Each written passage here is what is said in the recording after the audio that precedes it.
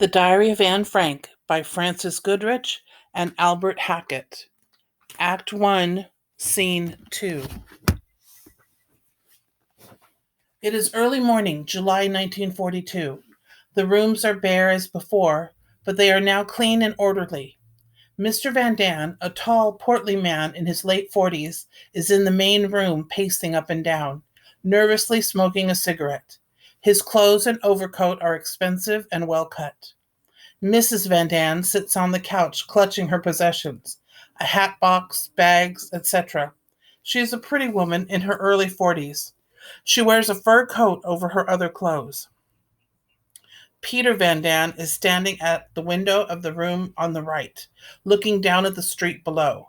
He is a shy, awkward boy of 16. He wears a cap, a raincoat, and long Dutch trousers, like +4s. At his feet is a black case, a carrier for his cat. The yellow Star of David is conspicuous on all their clothes. Mrs. Van Daan, rising, nervous, excited. Something's happened to them, I know it. Mr. Van Daan. Now, Carolee. Mrs. Van Daan. Mr. Frank said they'd be here at 7 o'clock. He said, Mr. Van Daan. They have 2 miles to walk. You can't expect, Mrs. Van Daan. They've been picked up. That's what's happened. They've been taken. Mr. Van Daan indicates that he hears someone coming. Mr. Van Daan. You see? Peter takes up his carrier and his school bag, etc., and goes into the main room as Mr. Frank comes up the stairwell from below. Mr. Frank looks much younger now. His movements are brisk, his manner confident. He wears an overcoat and carries his hat in a small cardboard box. He crosses to the Van Daans, shaking hands with each of them. Mr. Frank. Mrs. Van Daan, Mr. Van Daan, Peter. Then, in explanation of their lateness, there were too many of the green police on the streets.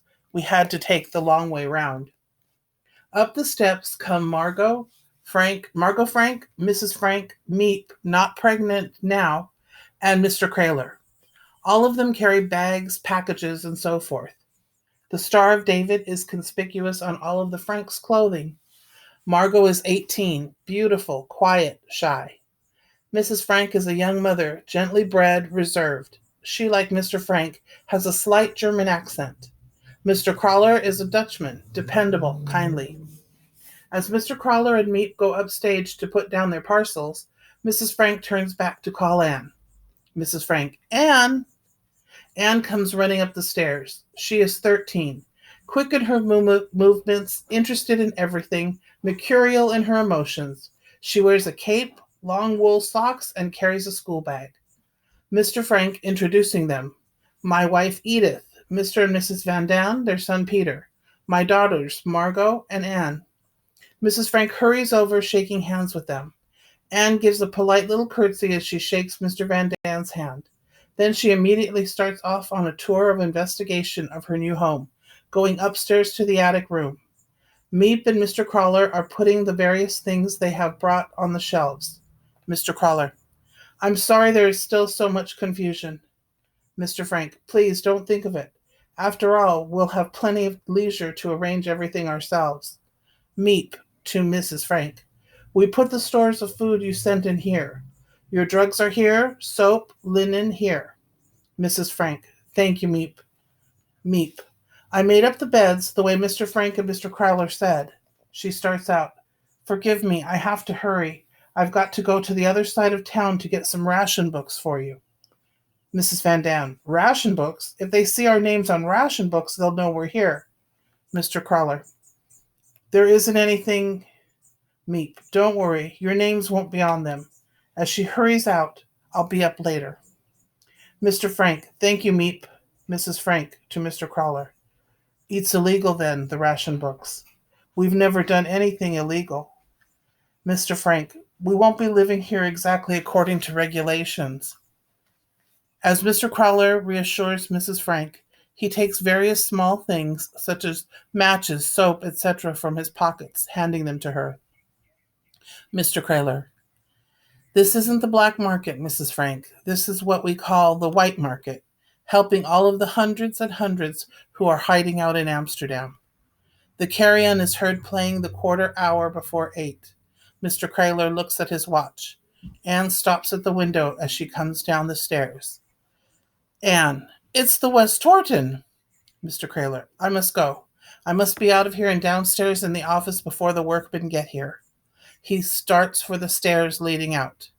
Meep or I, or both of us, will be up each day to bring you food and news and find out what your needs are.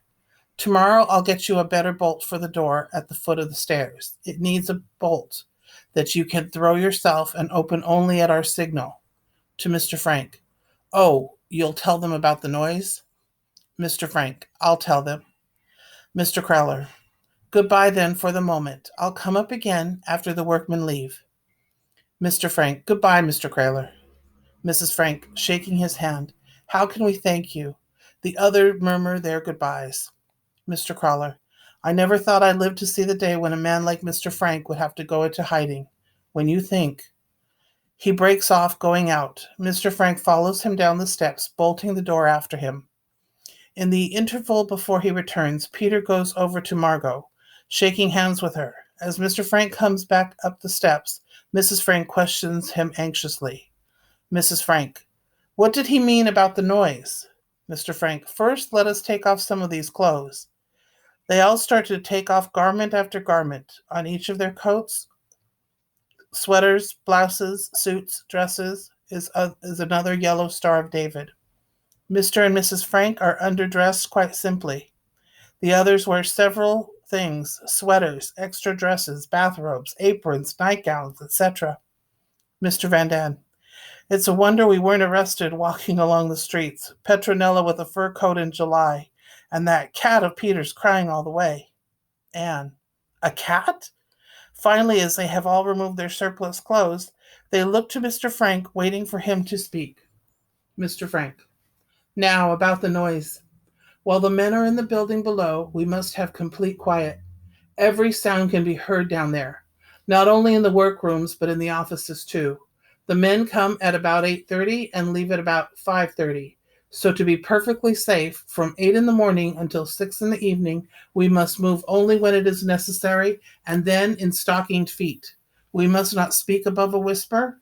We must not run any water. We cannot use the sink or even, forgive me, the WC. The pipes go down through the workrooms. It would be heard. No trash.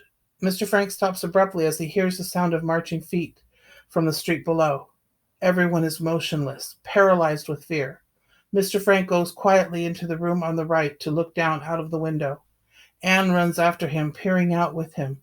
The tramping feet pass without stopping. The tension is relieved.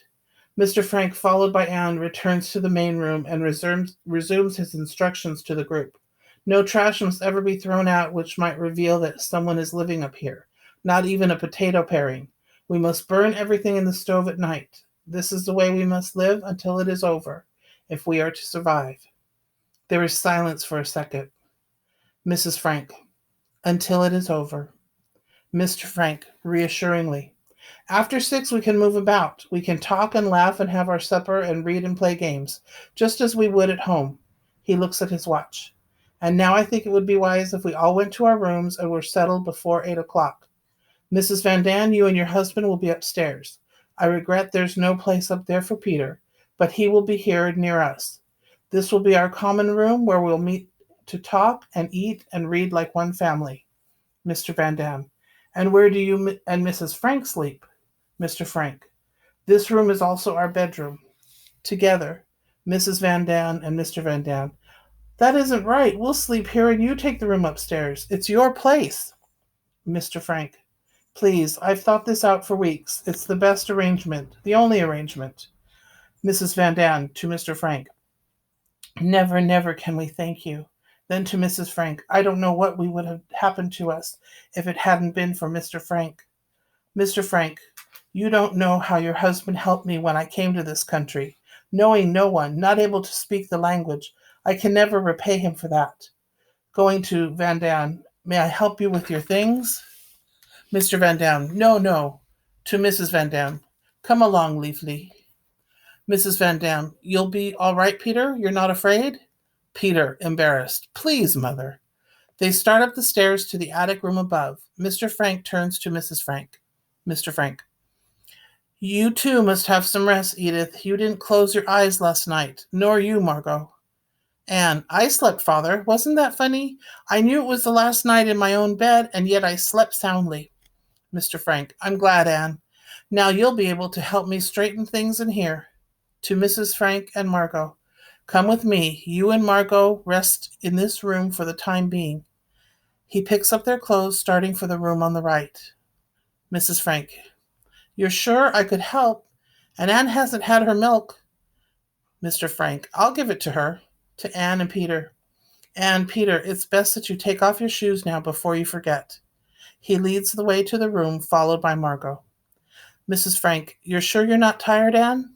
Anne, I feel fine. I'm going to help Father. Mrs. Frank, Peter, I'm glad you're going to be here with us. Peter, yes, Mrs. Frank. Mrs. Frank goes to join Mr. Frank and Margot. During the following scene, Mr. Frank helps Margot and Mrs. Frank to hang up their clothes. Then he persuades them both to lie down and rest. The Van Dans in their room above settle themselves in the main room. Anne and Peter remove their shoes. Peter takes his cat out of the carrier.